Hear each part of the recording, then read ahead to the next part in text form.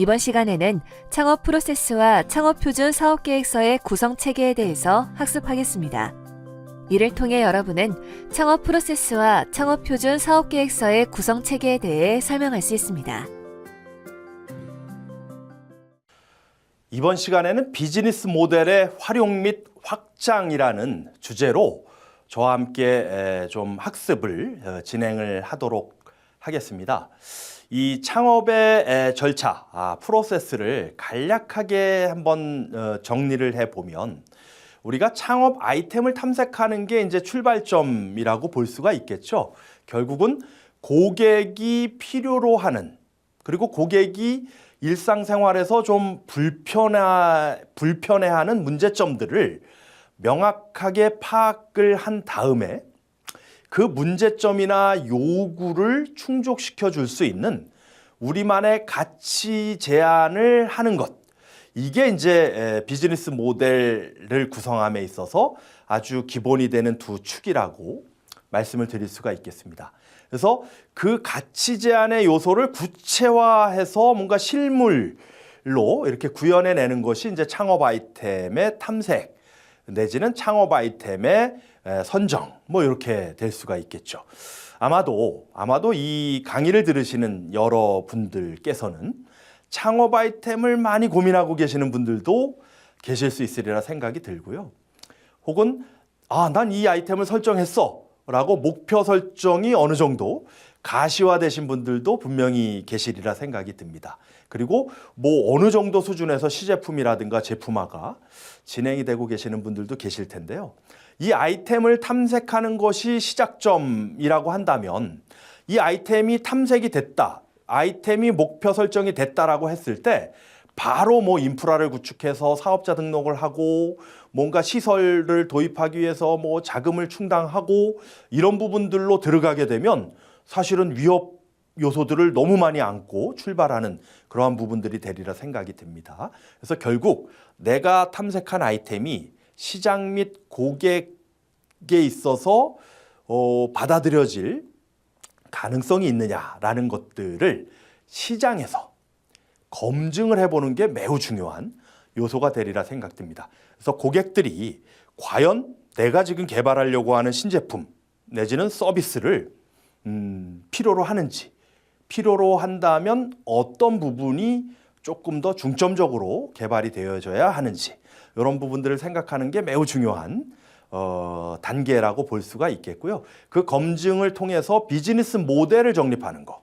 그러니까 뭔가 우리가 비즈니스 모델 캔버스의 9가지 요소들을 좀 유기적으로 통합해서 뭔가 개념을 명확히 제시하는 게 중요할 텐데요. 고객, 가치 제한, 채널, 관계관리, 수익 모델, 그리고 핵심 자원, 활동, 그다음에 파트너십, 거기에 따른 비용들 이런 부분들을 종합적으로 한번 정리를 해서 핵심적인 내용들을 요약하는 거.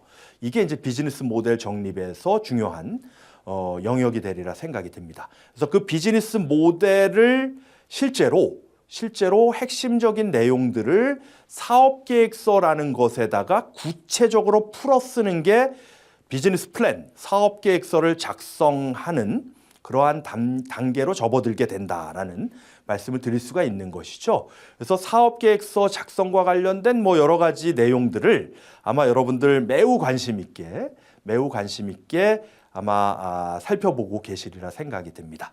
그래서 사업계획서를 작성하고 그 사업계획서에 입각해서 여러 자원을 조달하는 것 역시 매우 중요한 단계라고 보여지겠죠. 그래서 그 자금을 가지고 실제로 공장 내지는 프로그램을 구매하거나 연구소를 설립하거나 여러 가지 인프라를 구축하는 게 실행 단계에서 매우 중요한 요소가 될 수 있으리라 생각 들고요.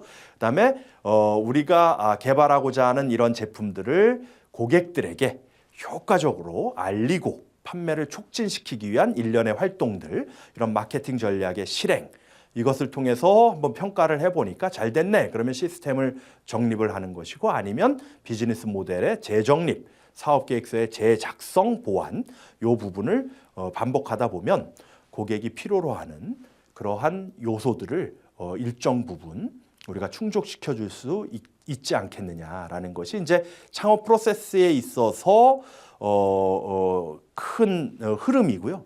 그 과정에서 저와 함께 살펴보고 있는 내용이 비즈니스 모델 정립과 관련된 그러한 내용입니다. 그래서 이 비즈니스 모델을 가지고 사업 계획서로 구체화시키는 작업들이 비즈니스 모델의 활용과 확장에 있어서 매우 중요한 개념이 될 수가 있겠다라는 것이죠. 결국 아이디어를 비즈니스 모델로 체계화하고 그 체계화된 비즈니스 모델을 사업 계획서로 구체화하는 작업들. 요게 이제 세 단계의 큰 흐름이지 않겠느냐라는 것을 말씀을 드릴 수가 있겠습니다. 사업 계획서 영역은 사실 뭐 다양한 사업 계획서가 있습니다. 그래서 뭐 정책 자금을 활용하는 데 있어서의 사업 계획서 양식이 있고요. 그리고 뭐 R&D, 연구개발과 관련된 부분의 기술사업계획서, 기술보증기금의 보증을 받기 위한 사업계획서, 이렇게 다양한 용도별 사업계획서 양식들을 가지고 있습니다. 그래서 어떤 자금을 조달하려고 할 때 그 사업에 맞는 신청서와 사업계획서를 좀 확보해서 그 내용들을 좀 체계화하는 것이 여러분들이 아마 창업에 관련된 여러 활동들을 진행함에 있어서 매우 중요한 요소들이 될 수 있을 텐데요. 여러 다양한 사업계획서들 중에서 중소벤처기업부의 창업 표준사업계획서의 구성체계를 우리가 이해를 하는 것은 매우 중요한 개념이 될 수 있지 않을까 하는 생각을 가져봅니다. 이건 이제 표준사업계획서라고 감히 말씀을 드려도 과언이 아닐 정도로 다양한 분야에서 활용이 되어지고 있는데요. 이 사업계획서는 실제로 중소벤처기업부의 창업 사업화 지원의 신청서와 사업계획서로 활용이 되어지기 때문에 아주 준비를 하게 되면 좀 범용적으로 활용도가 높이 우리가 활용할 수 있는 사업계획서 양식이 되겠다라는 말씀을 드릴 수가 있겠죠. 이 창업표준사업계획서의 구성체계를 살펴보면 이렇게 이해를 해보실 수가 있습니다. 이 강의를 듣고 계시는 분들 중에 경영학 내지는 마케팅을 전공하신 분들이라고 하면 조금 더 이해가 쉬울 수 있을 텐데요. 인문학이라든가 공학 전공을 하신 분들 내지는 경영학 쪽에는 조금 생소한 그러한 개념이 있으신 분들이라고 하면 이 용어들이 좀 생소할 수 있습니다. 그런데 이 마케팅이라든가 경영학 또 창업 쪽에 있어서의 용어들의 대부분은 영어 단어의 앞머리 글자를 따서 조합한 것이다라고 이해를 하시면 크게 이해하시는데 어려움이 없으실 수 있다라는 말씀을 드릴 수 있겠습니다. 그래서 여기 창업에 있어서 표현되어지는 지금 제가 창업 표준 사업 계획서의 구성 체계를 설명하면서 PSST 구조 이렇게 말씀을 드릴 텐데요. 그건 거창한 어떤 학술적인 개념이 아니라요. 네 단어의 앞머리 글자를 따서 조합한 개념입니다. 첫 번째 P는요, 프로블럼입니다. 어떤 문제가 있어서 여러분들은 이러한 가치를 제한하시려고 하시는 건가요? 라는 겁니다. 왜? 어떤 문제, 어떤 불편함이 있어서 여러분들이 그 아이템을 개발하려고 하시는 걸까요? 라는 것에 대한 물음입니다. 그다음에 두 번째 S는 솔루션에 대한 S입니다. 그러면 솔루션은 뭡니까? 해결 방안에 대한 얘기죠. 그러면 어떤 문제를 정확히 우리가 집어내서 그 문제를 해결하기 위한 여러 다양한 지금 방안들이 있음에도 불구하고 우리만의 차별화된 해결 방안은 무엇입니까를 물어보는 겁니다. 여러분들이 아이템을 개발함에 있어서 차별화 요소들, 차별화 포인트들을 명확하게 우리가 한번 개념 정립을 할 필요가 있으리라 생각이 들어요. 그래서 솔루션에 대한 문제, 그 다음에 세 번째 S는 스케일업입니다. 그래서 그러한 문제점을 우리만의 방식으로 효과적으로 해결할 수 있어라는 어떤 확신, 자신을 갖는다라고 했을 때 스케일업, 어떻게 시장을 개척하고 고객을 확보해서 사업화를 할 수 있느냐에 대한 얘기가 되겠죠. 그래서 스케일업에 대한 부분이고요. 그다음에 마지막 T는요. 팀에 대한 얘기입니다. 팀 빌딩일 수 있죠. 물론 뭐 팀이 없으실 수도 있습니다. 개인 창업, 1인 창업을 하시는 분들이 많이 계시리라 생각이 드는데요. 팀이라는 개념은 협소하게 우리 회사 내부적인 팀만을 일컫는 개념이 아니라 비즈니스 모델에 있어서 협력 파트너십도 큰 틀에서 팀의 영역에 들어가게 됩니다. 그러니까 우리가 가지고 있지 못한 자원을 핵심 파트너십과 어떻게 협업해서 그러한 솔루션을 안정적이고 차별화해서 개발해낼 수 있겠느냐. 그리고 그것을 어떤 방식으로 판매할 때 마케팅 전략을 수립해서 좀 할 수 있느냐에 대한 인적 자원에 대한 얘기들을 이 팀에서 해볼 수가 있는 것이죠. 그래서 이 네 단어의 앞머리 글자를 조합한 PSST 구조의 사업계획서를 작성을 하시고 여러 중소벤처기업부의 지원 사업들 중에서 창업을 준비 중이신 분들을 대상으로 해서 보조금 1억 원 범위에서 5천만 원 정도 평균 지원하는 예비 창업 패키지, 그다음에 창업일로부터 3년 이내에 있는 초기 창업자들을 대상으로 1억 원 범위에서 7천만 원 정도의 평균 지원하는 초기 창업 패키지 사업들, 그다음에 창업 3년부터 7년, 우리나라는 창업기본법상 7년 이내의 기업을 창업기업이라고 보지 않습니까? 그래서 3년부터 7년 이내의 기업들을 대상으로 3억 원 범위에서 평균 한 1억 2천 정도를 지원하는 창업 도약 패키지 지원 사업들. 이게 보조금 사업 지원인 거죠. 보조금 사업은 상환 부담이 크지 않은 그런 부분들이 있습니다. 그다음에 한번 사업을 하셨다가 새롭게 도전을 준비하시거나 창업 3년 이내에 있으신 분들을 대상으로 하는 재도전 성공 패키지 지원 사업들, 이런 사업들에 두루 활용할 수 있는 구조의 사업계획서가 된다라는 것이죠. 그래서 이 표준 창업 사업계획서의 구성체계를 우리가 좀 이해를 해 보실 필요가 있으시고요. 이 사업계획서 안에 3번 스케일업 성장 전략을 보시게 되면 3-1번의 창업 아이템에 사업화 방안을 기술하는 파트가 있습니다.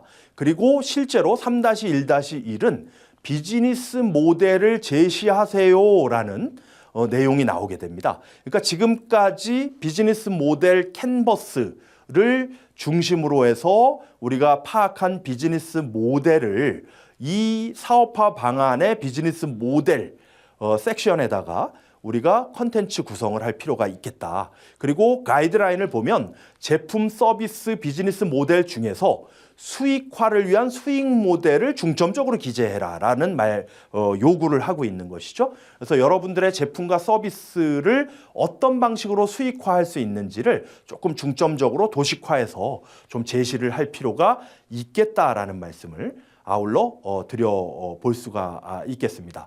우리 꽃 정기 구독 서비스를 하고 있는 꾸까라는 스타트업의 비즈니스 모델을 도식화한 내용들을 보면 꽃을 정기 구독받는 고객들, 그 다음에 꽃을 실제로 제공하는 그 꽃 화훼 업체들, 그 다음에 중간에 플로리스트를 두어서 이 플로리스트들이 고객의 요구사항, 고객의 취향, 선호에 맞춰서 디자인하고 그 디자인된 내용들을 꽃 제공업체에서 제공받아가지고 그것을 고객에게 제공함으로써 수익을 창출해내는 이러한 모형들을 우리가 한번 도식화해서 비즈니스 모델로 제시할 필요가 있죠. 그래서 중간에 코디네이팅 역할을 하는 꾸까라는 회사는 이제 정기 구독의 형태로 고정적인 꽃 배송을 하고 있을 뿐만 아니라 전문가가 제작한 어떤 디자인이나 이런 쪽에서 수려한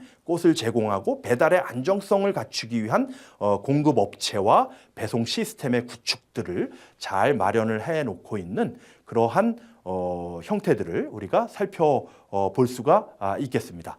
그래서 결론을 한번 말씀을 드리자면 사실은 지금까지 이렇게 학습한 비즈니스 모델 캔버스라고 하는 것의 9가지의 요소들은 사실은 우리는 가설을 세운다라고 볼 수가 있겠습니다.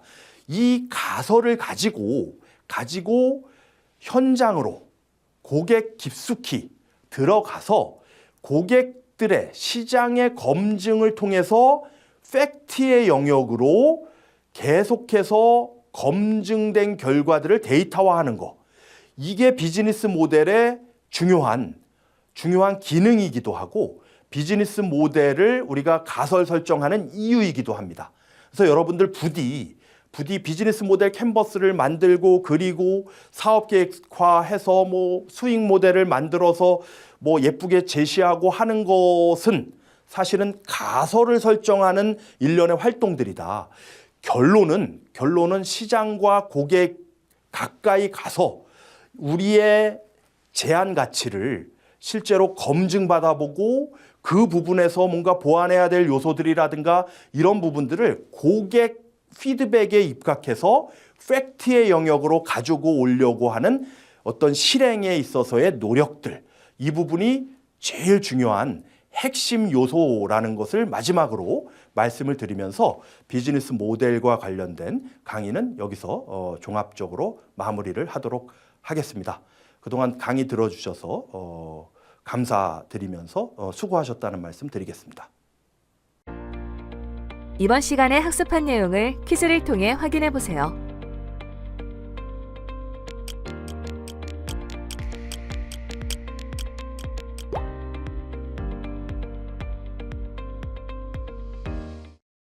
이번 시간에 학습한 내용을 정리해 보세요.